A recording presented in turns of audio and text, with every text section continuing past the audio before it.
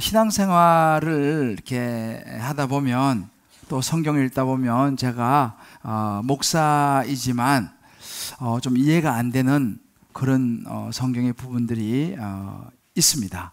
또 실제로 이렇게 많은 성도들을 만나고 또 신앙의 삶을 살아가다 보면 그런 삶 가운데서도 하나님께서 왜 이런 일을 이렇게 하시나 좀 이해가 안 되는 그런 일들을 저 역시도 만나기도 합니다. 언젠가 제가 참 한 선교사님에 대한 소식을 듣고 참 마음이 좀 힘들었는데요. 이 선교사님이 이제 오랫동안 준비를 하셔서 선교를 떠나셨어요.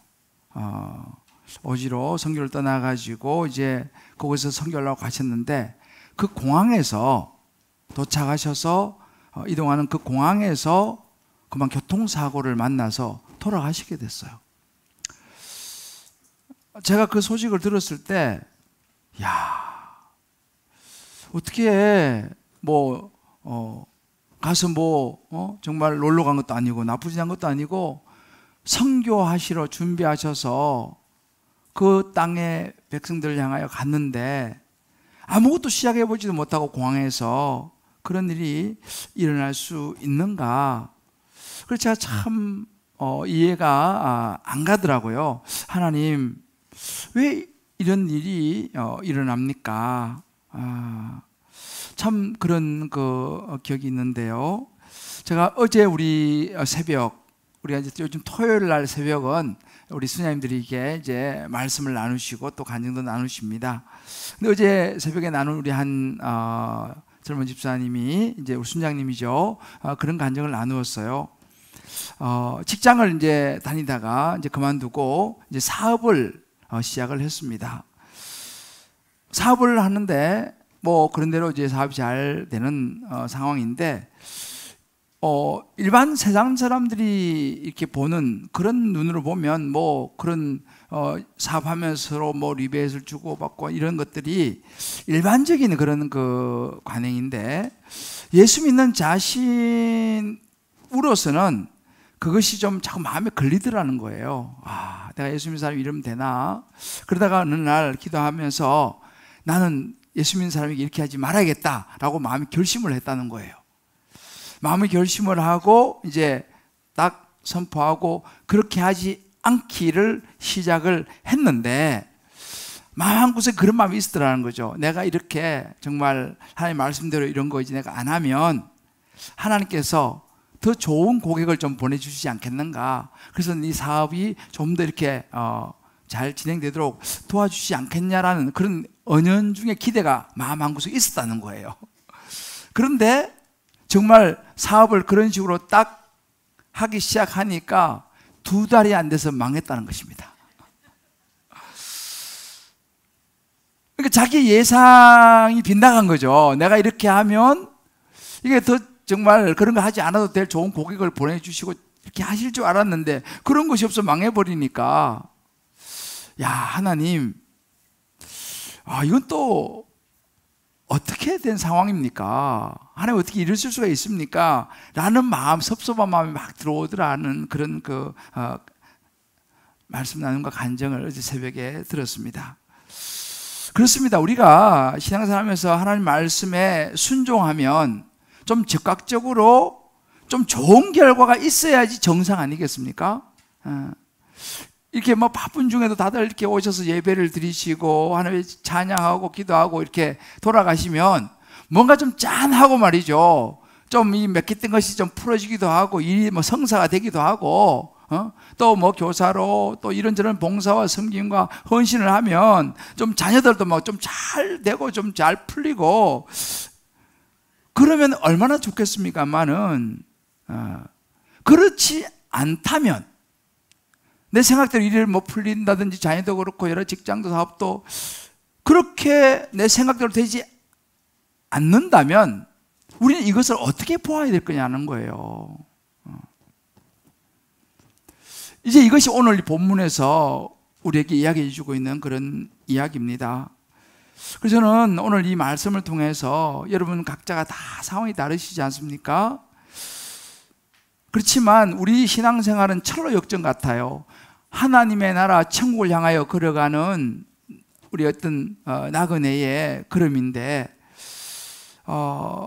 이제 우리가 천국을 향하여 가는 그날까지 이 땅에 살면서 저도 여러분도 때로는 이해되어지지 않는 여러 가지 일들을 아마 만날 수 있다고 생각합니다. 지금도 만나고 계신 분도 있을지 모르겠어요. 그럴 때 끝까지 우리 믿음을 지켜서 천국까지 우리가 가는 여정에 이런저런 많은 일들을 만날 때 하나님께서 영안을 열어주시고, 또 우리의 삶의 여러 가지 일을 만날 때 올바로 볼 수 있는 눈을 열어주셔서 끝까지 저와 여러분이 천국에 입성하는 날까지 믿음의 걸음에 승리할 수 있게 되시기를, 또 그런 은혜를 이 시간 각자에게 주시기를 주님의 이름으로 축복합니다. 이제 모세가 이제 애굽으로 돌아가는 이제 시점이에요. 하나님의 말씀에 모세가 이제 우리가 그동안 봤지만 이런저런 마음의 힘듦도 있었고 해서 하나님께서 또 말씀해 주시고 하셔서 이제 모세가 순종하기로 결단을 하고 장인 어른을 찾아갑니다. 광야로 40년 동안 이제 거기서 결혼도 하고 또 애도 놓고 또 장인어른의 양떼를 치면서 40년을 살았던 그 장인어른에게 찾아가서 이야기합니다. 장인어른, 제가 이제 벌써 집을 떠나온 지 40년이 되었는데 애굽에 돌아가서 우리 좀 형제들도 만나고 이렇게 하기를 원하니 장인어른 좀 보내주십시오. 애들하고 아내와 다 데리고 좀 가야겠습니다. 이렇게 이제 이야기를 하는데, 사실은 모세가 사실대로 말을 하진 않아요. 장인어른한테 보면은 뭐 하나님 부르심 받아가지고 내가 애굽에 가서 이스라엘 백성을 이제 데리고 나온 이런 이야기를 하지 않습니다. 그냥 가서 형제들 만나고 오겠습니다 이렇게 말을 하는데, 이 부분에 대해서도 이제 해석이 조금 달라요. 그렇게 정직하게 말하면 장인어른이 허락을 안 해주고 안 보내고 위험한 일이니까 안 보내줄 것 같아서 그랬다, 뭐 이런 해석도 있고, 또 이 모세가 꼭 해야 될 말이 있고 또 하지 말아야 될 말이 있는데 그걸 또 잘 분별했다, 뭐 그런 여러 가지 이제 해석이 있는데, 아무튼 그 장인어른이 허락을 해주면서 마지막 평안을 빌어주면서 보냅니다. 이제 그럼에도 불구하고 이제 출발을 하는데 이 모세의 마음이 부담이 여전히 있는 거예요. 그걸 하나님께서 아시고, 왜냐하면 돌아가면 40년 전이지만 생생하지 않습니까? 사람을 자기 죽였고 또 그로 인해서 아픔을 당했고 도망을 가야 했고, 그런 또 가면 거기서 많은 만남의 두려움들이 있는 거죠. 이걸 아시고 하나님이 또 한 번에 모세에게 안전하다라고 하는 확신을 주시는데, 19절에 보게 되면 여호와께서 이제 모세에게 애굽으로 돌아가라, 내 목숨을 노리던 자가 다 죽었다, 이제 너 괜찮으니까 안전하니까 돌아가라 라고 이렇게 확신까지 또 하나님이 다시 한번 또 이렇게 말씀해 주신 장면이 나옵니다.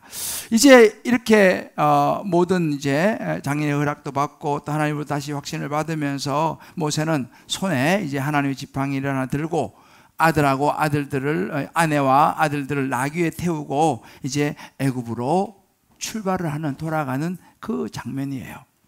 그런데 그 출발하는 그 장면 그 다음에 나오는 게 뭐냐면 참 이해되지 않는 부분이 좀 나옵니다.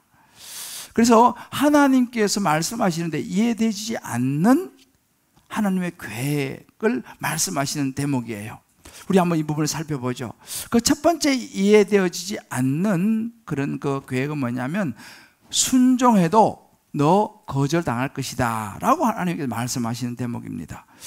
하나님께서 모세에게 애굽으로 돌아가거든 내가 지금까지 이제 보여준 이적들 있지 않습니까? 바로가 네 말 듣지 않거든 이런 이적들을 보여라 하면서 지팡이를 던져서 뱀을 만들기도 하고, 또 손을 품에 넣어서 문둥병이 걸렸다가 낫기도 하고, 또 날강물을 떠다가 부으면 피가 되기도 하고, 이런 여러 가지 이적들을 네가 다 바로 왕에 가서 행해라.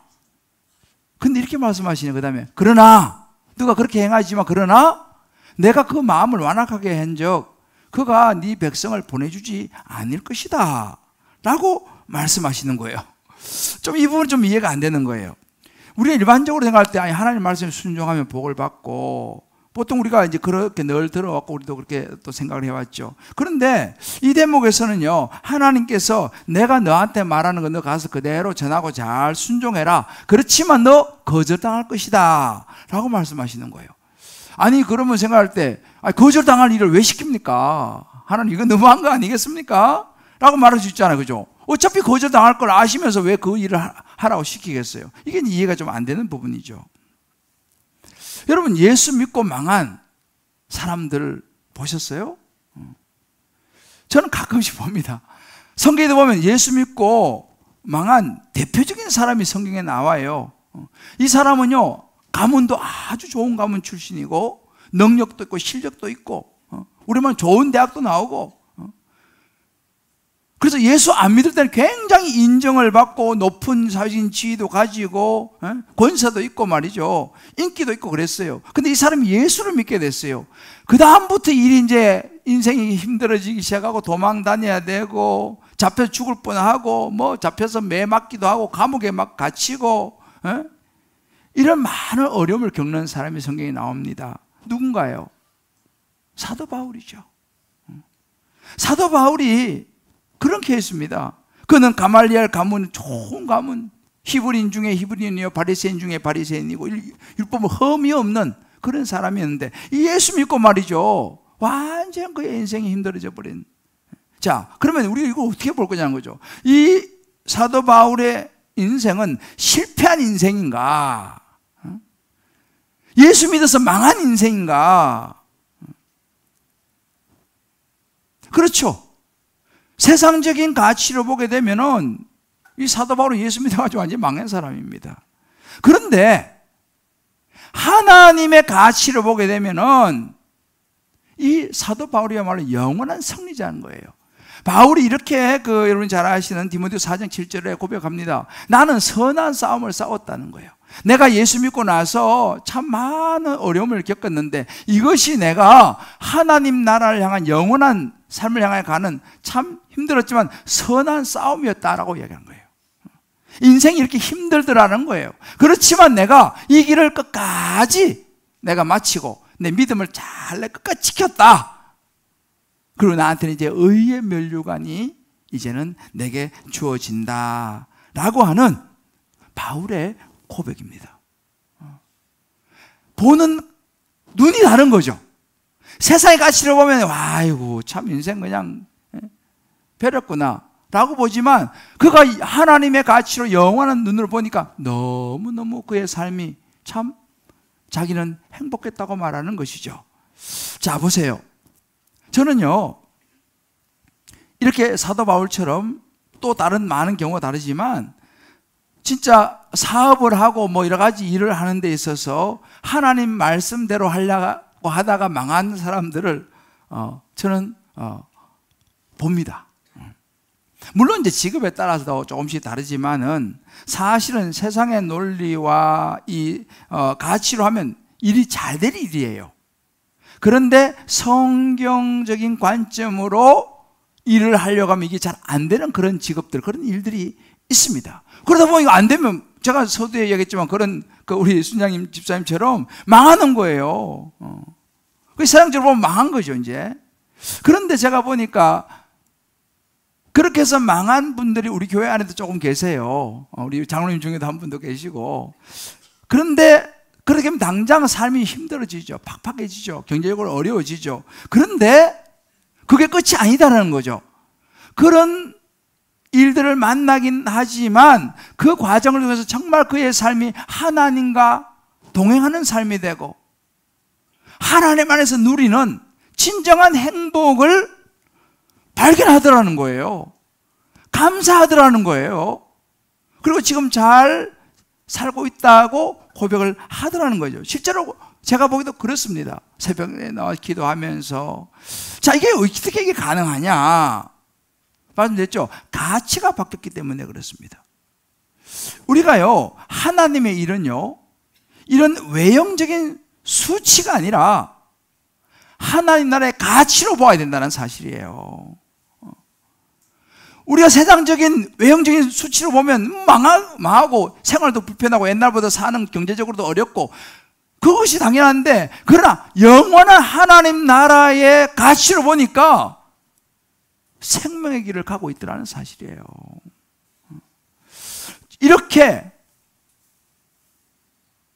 수치가 아닌 가치로 살아가는 사람들을 저는 보면서, 제가 최근에도 이야기했지 않습니까? 우리 이번에 우리 교회 와서 지난 세미나하고 갔던, 제가 한번 나누었던 그 고대법대 나온 그 자매 선교사 친구들 다 판사 검사 돼가지고 지금 잘 그냥 사회에서 지위도 가지고 잘 살아가는데, 자기는 그 길을 가다가 그냥 그만두고 저기 남미 파라과이 아무도 알아주지 못하는 곳에 가서 선교하면서 쓰레기 매립장 아이들 케어하고 그 아이들을 하면서 이름 없이 빚도 없이 그렇게 살아가는 거예요. 근데 제가 그런 얘기를 하더라고요. 목사님, 제가 한국에 있을 때 참 큰 기쁨을 누리지 못했는데 제가 선교사로 가서 이렇게 살아가면 저는 너무 마음이 기쁘고 내가 있어야 할 자리는 여기다라는 큰 기쁨이 있다, 그런 이야기를 하는 거죠. 여러분, 이것을 어떻게 수치로 우리가 외형적으로 보면 아니 판사 검사 돼가지고 좀 지위도 누리고 그렇게 생활도 넉넉하게 잘 살아가는 것이 우리가 볼 때는 성공한 거죠. 그러나 하나님 나라의 가치를 보니까 그것도 중요하지만 지금 자기의 삶이 영혼 구원을 위해서 살아가는 삶이 훨씬 값지다라고 고백하는 거예요. 우리가 하나님 말씀대로 살아가는 것을 자꾸만 외형적인 수치로 봐서는 안 된다는 이야기입니다. 예수님도 그런 말씀을 하시죠. 순종에는 고난이 따를 수 있다라고 말씀하세요. 히브리서 5장 8절 9절에 이렇게 말씀하십니다. 그가 아들이시라도, 하나님의 아들 아니고 예수님이 받으신 고난으로 순종을 배웠다 그랬어요. 순종을 하니 그게 고난이 따라오더라는 것입니다. 십자가는 여러분 참 참혹한 고통스러운 저주입니다. 그런데 하나님의 아들 예수님께서 이 땅에 오셔서 하나님 말씀에 순종하니까 십자가를 지달하는 거예요. 그러나 그 십자가가 세상 사람 볼 때는 멸망, 미련한 짓이지만 하나님을 믿는 모든 사람에게는 영원한 구원의 근원이 되시더라는 거죠. 그 예수님께서 그렇게 십자가를 지신 말미암아 저와 여러분이 구원을 받은 줄을 믿습니다. 이것이 하나님의 가치로 보는 눈이죠. 여러분, 우리가 복음을 전한다. 여러분, 복음을 전한다는 참 좋은 일이잖아요. 그런데 복음을 전하는 것은 거기에 순종을 하면은 끊임없는 거절을 당하게 돼 있어요. 여러분, 나가서 뭐 전도지 같이 한번 줘보세요. 10명이면은 1명 정도가 그냥 기분 좋게 그냥 좋은 마음을 받을까 말까예요. 다 대부분 거절합니다. 이상한 사람 쳐다보듯이 막 쳐다봐요. 우리 목요 전도대 우리 요즘 나가지 않습니까? 그런 경험을 하는 거죠. 왜? 복음을 전하는 건 좋은 일이잖아요. 근데 그걸 거절당한다니까요. 그럼 거절당할 일을 왜 하냐는 거죠. 요한복음 10장 33절 주님이 이렇게 말씀하십니다. 너희가 환난을 당한다면, 우리 예수 믿고 여러분 무조건 모든 일이 다 잘 되고 그냥 내가 원하는 대로 일이 다 풀린다고 생각하지 마세요. 오히려 예수 믿는 것이 환난을 당한다는 거예요. 전도하면 오히려 싫은 눈빛을 받을 수 있다는 사실입니다. 그러나 담대하라, 내가 세상을 이겼노라는 거예요. 나의 그 전도지 한 장을 통해서 누군가 구원받을 사람이 있다는 사실입니다. 할렐루야. 그래서 우리가 이 복음에 대해서는 정말 순종을 멈추지 않아야 되는 거예요. 이 부분에 대해서는 제가 5장에 조금 더 자세히 다루도록 하겠습니다. 아무튼 우리는 살아가면서 이해되어지지 않지만 이해가 안 돼요. 그러나 하나님 말씀에 순종할 때에 하나님은 그런 우리를 통해서 하나님의 일을 이루어 가신 줄을 믿으시기를 바랍니다. 그러니까 우리는 이제는요, 살아가면서 내가 이해되어지는 것만, 내가 이성적으로 딱 답이 나오는 것만이 아니라 하나님의 말씀에 순종하는 삶을 살아갈 수 있게 되시기를 주님의 이름으로 축복합니다. 누가 이렇게 표현하더라고요. 자유를 잃어버린 자유인이다. 내 마음대로 살아가는 것이 아니라 나는 주님 말씀대로 살아가는 자유를 잃어버린 자유인, 진정한 자유가 오더라는 것이죠. 우리가 한번 적용을 해보죠. 모세처럼 하나님 말씀에 순종을 했는데 결과가 당혹스러웠던 경험이 여러분 있습니까? 혹은 일이 생각보다 안 풀릴 때가 있습니까? 하나님의 이해되어지지 않는 계획에 대해서 여러분 어떤 생각이 드세요? 이해되어지지 않아도 말씀에 온전히 기쁘게 적극적으로 순종할 때 하나님의 구원, 기적을 볼 수 있다는 것, 믿는 저와 여러분 될 수 있게 되기를 주의 이름으로 축복합니다. 두 번째 이해되지 않는 하나님의 계획은요, 장자의 죽음을 언급하라고 하시는 대목이에요. 참 이 대목도 좀 이해하기 어려운데, 하나님께서 이제 모세에게 이런 이야기를 하죠. 바로한테 가서 이스라엘은 내 장자다.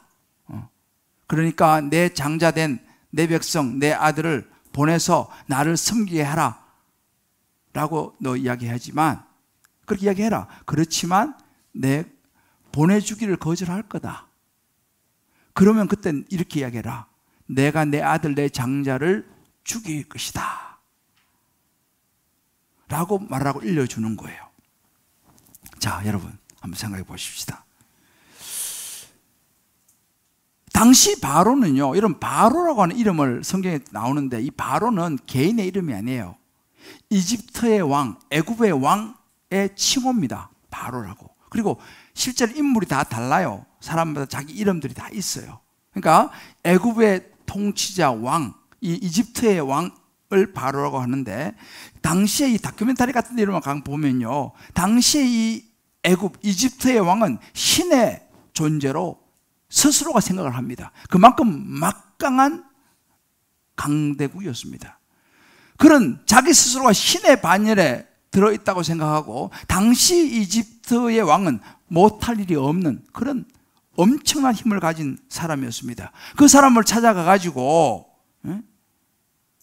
아유 좀 양해해 주셔서 우리 백성들 좀 보내주십시오 이렇게 말해도 그 왕이 들을까 말까인데, 그런 자기 스스로 신이라고 생각하는 그 바로에게 가가지고 당신 우리 보내라, 아니면 당신 아들 죽을 거다, 장자 죽을 거다 이렇게 말하는 생각해 보십시오.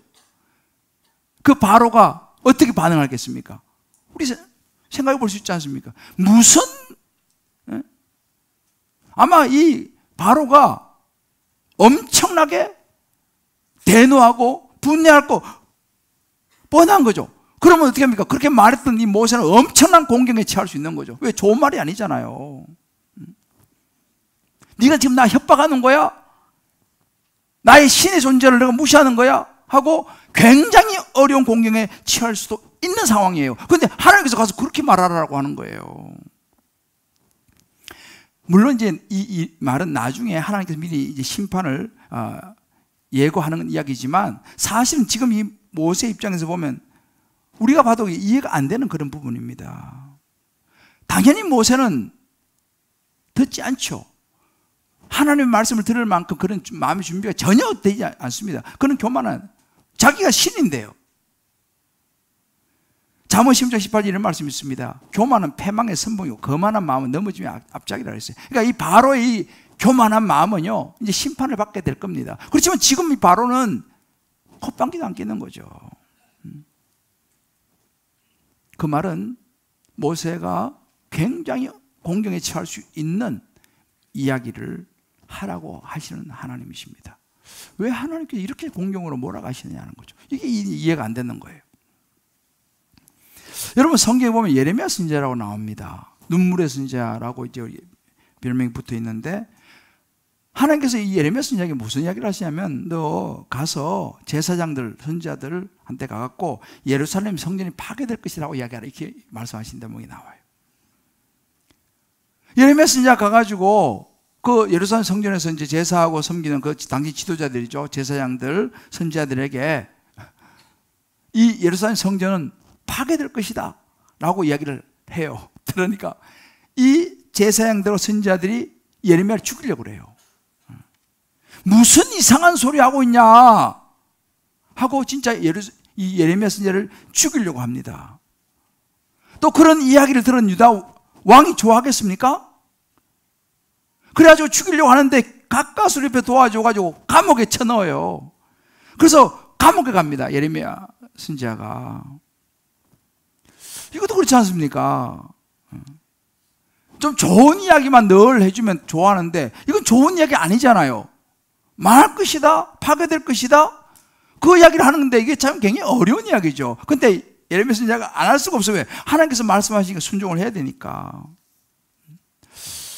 여러분 성경을 가만히 보세요. 성경에 보면요, 예수 믿으면 성령대로 살면 모두 잘 된다, 좋은 일만 일어난다, 라고 하는 기록만 있지 않다는 사실이에요.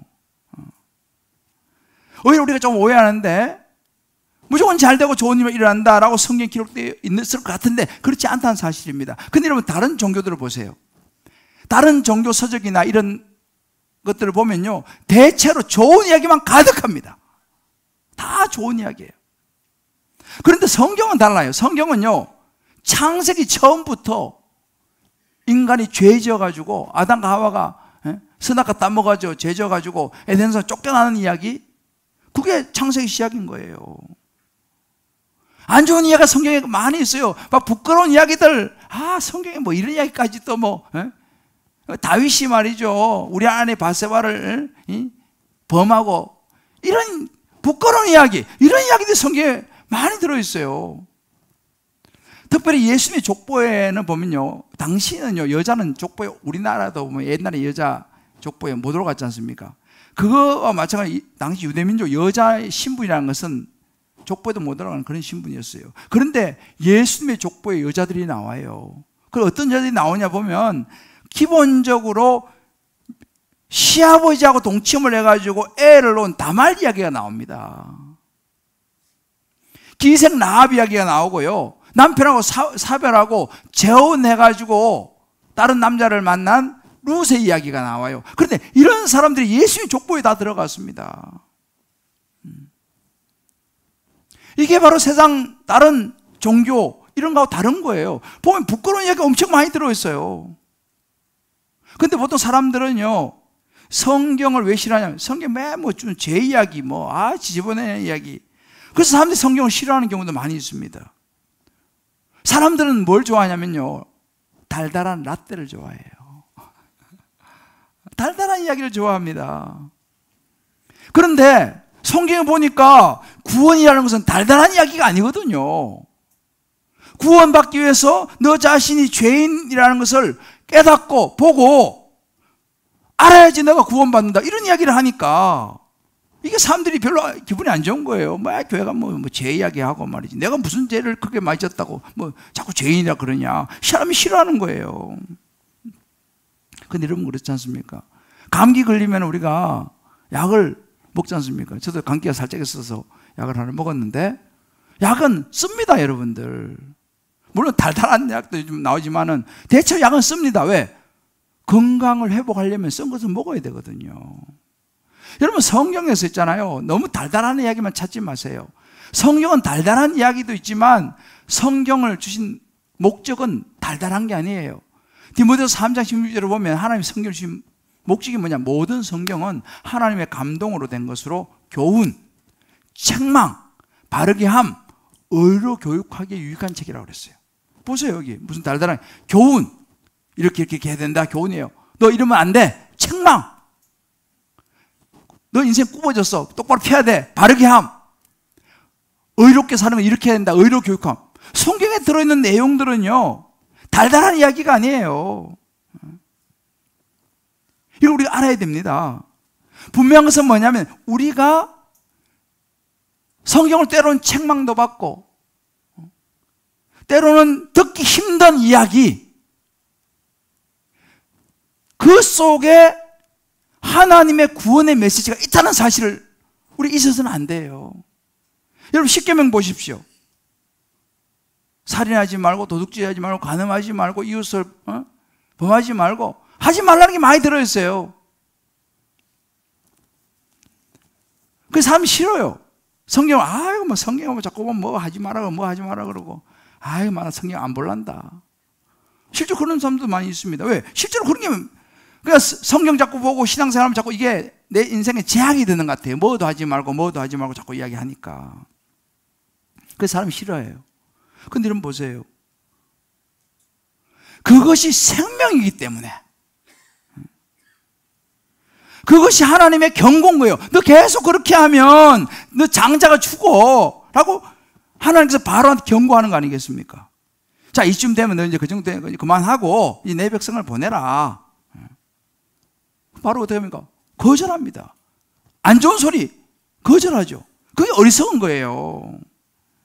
결국은 자기 바로와 장자가 죽는 하나님의 심판을 경험하게 되죠. 여러분, 저와 여러분 마찬가지입니다. 우리가 신앙생활 하면서요, 성경에 나오는 죄에 대한 경고를 우리는 들어야 합니다. 내 마음에 안 드는 이야기, 들으면 기분이 상하는 이야기도 들어야 돼요. 그게 사는 길입니다. 여러분 보세요. 제가 이 설교를 할 때도 마찬가지죠. 아마 여러분들 설교 들으시면서 어떤 분들은 어떤 대목에서 저 목사님 저런 이야기는 나 마음에 안 들어. 때로는 저거 나 괜히 기분 나쁘네. 어떤 분들은 제가 설교하는 이런 부분에 있어서 어떤 부분 상처가 되시는 분도 있을 거예요. 근데 여러분 생각해 보세요. 제가 달달한 이야기, 좋은 이야기, 그런 이야기만 제가 여러분에게 전한다고 하면 저는 좋은 목사는 아닙니다. 왜요? 하나님께서 주시는 말씀을 전해야 하는 것이, 그것이 올바른 길이고 그것이 사는 길인데, 어떻게 좋은 이야기, 달달한 이야기, 날마다 축복받는다는 이야기만 할 수 있겠습니까? 하나님은 성경에 보면 우리가 수많은 샘플을 보여주시는 거예요. 너 그러면 안 돼 라는 샘플을 보여주시는 거예요. 그래서 이 시기와 질투로 가득 차 있는 사울 왕, 그래서 날마다 다윗 죽이려고 쫓아다니는 사울 왕, 그래서는 안 된다라는 걸 보여주는 거예요. 성령을 속인 아나니아와 삽비라, 그래서는 안 된다는 걸 보여주는 거죠. 예수님의 제자였지만 예수님을 이 물질의 탐욕 때문에 예수님을 팔아먹은 가룟 유다를 보여주면서 너희들 그러면 안 된다라고 하는 것을 우리에게 보여주시는 거예요. 우리가 그것을 봐야 됩니다. 그걸 들어야 됩니다. 그러면서 저러면 안 되지 라고 우리 자신을 추스려야 되는 거예요. 당장은 우리가 듣기 거북하고 때로는 심판의 이야기가 나오지만 그 속에 하나님의 구원 계획이 들어있다는 사실을 저와 여러분이 믿게 되시기를 주의 이름으로 축복합니다. 우리가 요즘 욥을 보지 않습니까? 욥의 고난 이해가 안 가죠. 욥은 참 의인이고 하나님 잘 믿고 주변 사람이 참 잘했던 사람인데 욥이 하루 종일 고난을 당하지 않습니까? 이해가 안 되는 거예요. 하나님, 어떻게 내 인생에 이런 일이 생깁니까? 내가 하나님 앞에 얼마나 열심히 살았습니까? 욥은 이해가 안 됐어요. 그런데 여러분, 욥은 이해를 못했지만 거기는 하나님 뜻이 있었잖아요. 나중에 욥이 하나님의 뜻을 깨닫고 욥기 42장 5절 이렇게 말합니다. 내가 주께 대하여 귀로 듣기만 했지만 이제는 눈으로 주를 봅니다. 당장은 이해가 되어지지 않지만 하나님 뜻이 있다는 걸 나중에 이제 깨닫게 되고 하는 고백이죠. 죄송하지만 제 이야기를 좀 하면요, 저는 원래 제가 좀 잘 못하는 게 뭐 많지만 그 중에서 한 2가지 정도 제가 아주 힘들어하는 부분이 있어요. 그 중에 하나가 뭐냐면 좀 안 좋은 이야기 하는 거. 이런 거 저는 굉장히 힘들어합니다. 대부분 사람들이 그러긴 하죠. 안 좋은 이야기 좋아하는 사람이 누가 있겠습니까? 그래서 제가 안 좋은 이야기 하는 걸 참 어려워했어요. 그 두 번째는 돈 이야기 하는 거 제가 굉장히 힘들어해요. 그래서 제가 이제 교회를 개척하고 나서 성도들에게 이제 제자훈련, 사역훈련 쭉 했지만 웬만하면 안 좋은 이야기는 제가 잘 하기 힘들기 때문에 두루뭉실 넘어가고 그렇게 했어요. 그렇게 하다 보니까 어떤 일이 생겼냐면 성도님들이 저를 되게 좋아해요. 뭐 좋은 이야기 주로 하니까. 그래서 성도들 관계가 참 좋고 그래요. 또 저는 어려서부터 굉장히 가난하게 어렵게 자랐어요. 그래서 제가 돈에 대해서는 제가 참 이런 거에서는 제가 참 그 마음이 좀 많이 느껴져요. 그래서 어려서부터 늘 이렇게 가난하게 자라서 저는 어릴 때 좀 이해가 안 되게 우리 어머니가 그렇게 우리 먹을 것도 제대로 없는 가난한 데서 뭐 일하러 다니고 이렇게 해서 11조 내고 그것도 뭐 이것저것 종류도 많아요. 성교한 거, 뭐 감사한 거, 뭐 또 뭐 절기도 많아. 그렇게 내는 걸 보면 저는 좀 마음이 이해가 안 가더라고요. 우리도 지금 먹을 거 없는데 저렇게 그냥 자꾸 교회 헌금을 내니까. 그래서 저는 어린 마음에 좀 우리 어머니 이런 생각을 저는 한때가 있어요. 그래서 저는 이제 그런 것들을 경험하며 자랐기 때문에 성도들에게 뭐 헌금 이야기 이런 이야기를 제가 굉장히 저는 힘들어하는 사람이에요. 그러다 보니까 이제 개척을 해가지고 제가 오랜 동안 헌금 이야기를 한 번도 안 했어요. 그래서 성도들이 저를 어떻게 할까요? 좋아하더라고요. 그러면서 제가 두 가지를 안 했어요. 안 좋은 뭐 훈련해도 뭐 안 좋은 이야기 이런 데 저 안 하고 헌금 이야기 안 하니까. 그런데 사실 시간이 지나고 내가 제 자신을 돌아서 보니까 왜 그렇게 했냐 보니까 제가 좀 인기가 있는 목사가 되기를 바란 거예요. 성도들이 다 나를 좀 좋아해 주기를 바란 거예요. 왜요? 항상 좋은 이야기만 하고 돈 이야기 헌금이 전혀 안 하니까. 그래서 성도들이 저를 너무 좋아하더라고요. 너무 좋아요. 정말 되게 좋아했어요. 안 믿으십니까? 그러니까 저도 너무 좋죠. 관계가 너무너무 좋은 거예요. 그래서 막 성도들이 좀 과장하면 구름대처럼 몰려오더라고요. 아, 김대전 목사님은 좋으시고, 또 좋은 건 헌금 이야기 전혀 안 하시고, 그래 막 교회도 부모가 너무너무 좋더라고요. 그런데, 어느 날 여러 가지 상황과 사건을 통해서 하나님께서 제게 책망하셨어요. 너는 인기 좋은 목사가 되는 네 목적이냐? 너 성도들한테 너 그렇게 성도들 목사님 너 그것 때문에 목사 됐냐? 선한 목자는 양을 위해서 목숨을 버리는 게 선한 목자인데 너는 목숨 버리는 게 아니라 성도한테 막 존경받고 막 좋은 소리 듣고 막 좋은 목사라고 그 말 들으려고 너 목사 됐냐? 너 그럼 사건 목사다. 양들을 똑바로 올바로 인도해야 되지. 네가 인기 좋은 것이 뭐가 중요하냐? 그렇게 제가 책망하셨어요. 제가 그 책망을 받고 참 많이 회개했어요. 그동안 내가 겉으로는 굉장히 선한 목자, 좋은 목자였는데 나 자신의 인기를 위해서 나를 위한 목사였구나. 그럼 난 좋지 못한 사건 목사였구나. 제가 그걸 깊이 깨닫고 나서 그때부터는 제가 이제 훈련과 이런 것을 할 때 여전히 힘들지만 제가 바꿨어요. 그래서 이제 이 전반기, 후반기 나눠지는데 요즘은 훈련을 할 때 제가 굉장히 정말 쓴소리를 많이 합니다. 막 대놓고 직격탄을 날리기도 하고 막 좀 제가 아주 그냥 일반 사람이 들으면 야 목사님 너무 심하다 이렇게 생각할 이야기를 요즘은 제가 해요. 심지어 어떤 집사님은 막 제가 이야기하니까 열받아 벌떡 일어나 나가려고 하는 폼을 잡기도 하고 저러면서 간증도 하더라고요. 옛날에 저면 절대 그래 못했습니다. 왜? 그러면 나하고 관계가 안 좋아지잖아요. 저 안 좋은 목사 되잖아요. 그런데 지금은 내가 그렇지 않아요. 왜? 그것이 내 사명인 거예요. 안 좋은 소리를 해서 그가 하나님 앞에 자신을 직면을 하고 자기 죄를 직면해서 구원에 이르러 가는 것이 제 미션이잖아요. 그게 내가 가야 될 길이에요. 나는 미움을 받아도 나는 이 길을 가야 된다. 그러니까 어쩌면 이해가 안 되지만 하나님 주신 사명을 감당하려고 애를 쓰는 거예요. 그리고 요즘은 제가 헌금 이야기도 가끔 하잖아요.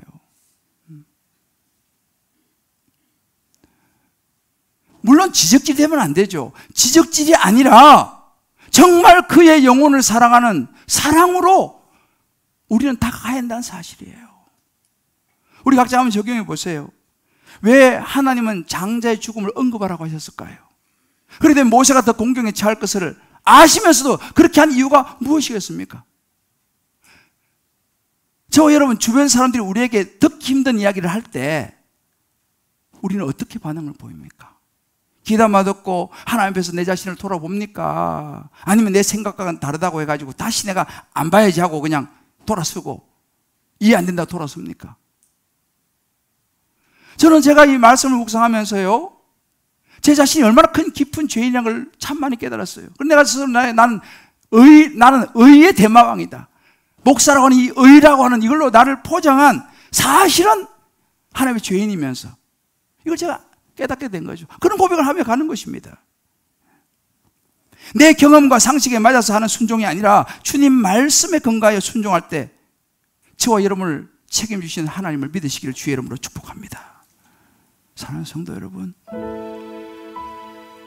하나님은요 이해의 대상이 아니고 믿음의 대상입니다. 생각해 보세요.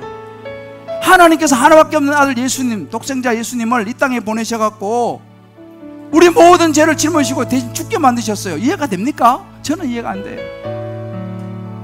만약 저라면 제 아들을 어떻게 내가 내놓겠습니까? 그 십자가에 그것도. 하나님은 이해되지 않는 일을 저와 여러분을 위해서 하셨다니까요. 우리를 구원하기 위해서 하셨어요. 그렇다면 하나님께서 그런 일도 하셨는데 그거 이해되지 않는다고 해서 그 하나님이 나를 향한 사랑을 내가 외면할 수 있겠습니까? 이제 저와 여러분은 이해되어지지 않는다 하더라도 하나님 말씀에 순종하며 나갈 수 있게 되시기를 주의 이름으로 축복합니다.